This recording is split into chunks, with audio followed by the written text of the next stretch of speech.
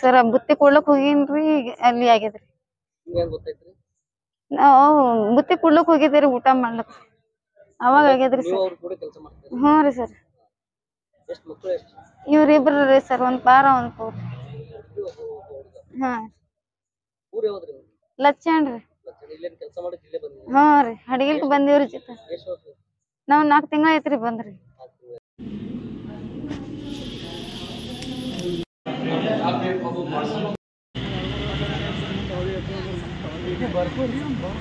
ಇಂದು ಅಡಗಿಲ ಹಾರುತಿ ಗ್ರಾಮದಲ್ಲಿ ಒಬ್ಬ ಕಾಜಪ್ಪ ಲಕ್ಷ್ಮಣ್ ಭಜಂತ್ರಿ ಎನ್ನುವಂಥ ಬಡ ಕೂಲಿ ಕಾರ್ಮಿಕ ಹೊಲದಲ್ಲಿ ಕೆಲಸ ಮಾಡುವಂಥ ಸಂದರ್ಭದಲ್ಲಿ ಆ ಒಂದು ಜೆಸ್ಕಾಂಗೆ ಸಂಬಂಧಪಟ್ಟಂಥ ಆ ಕಂಬಿನ ಗೈ ವಯರ್ಗೆ ವಿದ್ಯುತ್ ತಗುಲಿದ್ದರಿಂದ ಅವನು ಮರಣನಪ್ಪಿದ್ದಾನೆ. ಆ ಒಂದು ಶಾಕ್ ಆದಂಥ ಸಂದರ್ಭದಲ್ಲಿ ಅಲ್ಲಿಯೇ ಅವರ ಪತ್ನಿಯಾದಂಥ ಗಂಗೂಬಾಯಿ ಅವರು ಬುತ್ತಿ ತೊಗೊಂಡೋಗಿರು.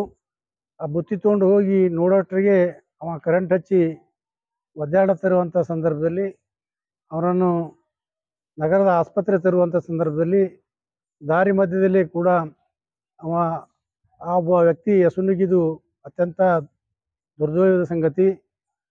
ಆದ್ದರಿಂದ ಈ ರೀತಿಯಾದಂಥ ಒಂದು ಜೆಸ್ಕಾಂ ಅಧಿಕಾರಿಗಳ ಒಂದು ನಿರ್ಲಕ್ಷ್ಯದಿಂದ ಹಲವಾರು ಘಟನೆಗಳು ಇವತ್ತು ನಡೀತಾ ಇವೆ.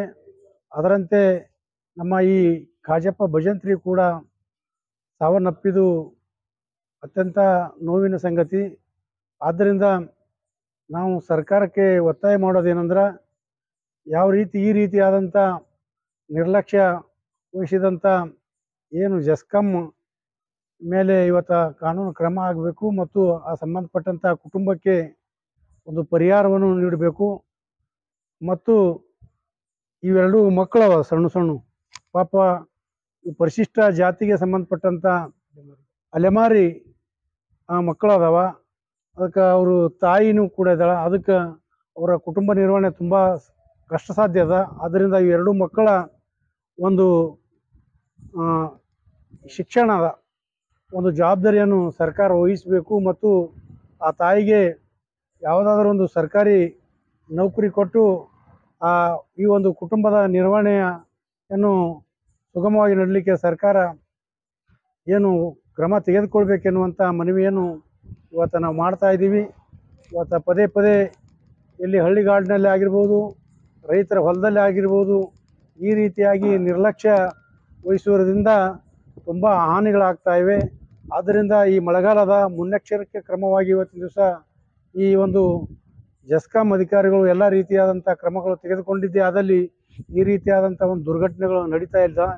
ಆದ್ದರಿಂದ ಇವತ್ತು ನಮ್ಮ ಒಬ್ಬ ಕೂಲಿ ಕಾರ್ಮಿಕ ಇವತ್ತು ಸತ್ತಿದ್ದು ಅತ್ಯಂತ ನೋವಿನ ಸಂಗತಿಯಾಗಿದೆ. ಬೆಳಗ್ಗೆ ಮಧ್ಯಾಹ್ನ 3:30 ಗಂಟೆಗೆ ಹೊಲದಲ್ಲಿ ಕೆಲಸ ಮಾಡುವಂಥ ಸಂದರ್ಭದಲ್ಲಿ ಅದು ಎಲೆಕ್ಟ್ರಿಕ್ ಗೈ ವಯರ್ ಏನದ ಅಲ್ಲಿ ಮ್ಯಾಲೆ ತಲುಗಿ ತೆಳಗೆ ಬಂದಿರ್ಬೋದು. ಬಹುಶಃ ಆ ಕಸ ಒಂದು ತೆಗೆಯುವಂಥ ಸಂದರ್ಭದಲ್ಲಿ ಕೈಗೆ ಟಚ್ ಆಗಿ ಕೈಗೆ ಶಾಕ್ ಹೊಡೆದು ಅವ್ನು ಸತ್ತಿದ್ದಾನೆ. ಅವ್ರು ಚಂದಪ್ಪ ಗೌಡ ಪಾಟೀಲ್ ಅಂತೇಳಿ ಹಡಗಿಲ ಹಾರುತಿ ಅವ್ರಿಗೆ ಸಂಬಂಧಪಟ್ಟಿದ್ದ ತೋಟ. ಆ ಘಟನೆ ಸಂಬಂಧಪಟ್ಟಂತೆ ಪಾಪ ಅವ್ರು ಬಂದು ಅವರೆಲ್ಲ ಅನುಕಂಪ ತೋರಿಸಿ ಎಲ್ಲ ಮಾಡಿ ಅವ್ರ ಕೈಲಿ ಆದಷ್ಟು ಎಲ್ಲ ಒಂದು ಸಹಾಯಧನನ್ನು ಕೂಡ ವ್ಯವಸ್ಥೆ ಮಾಡಿ ಹೋಗಿದ್ದಾರೆ.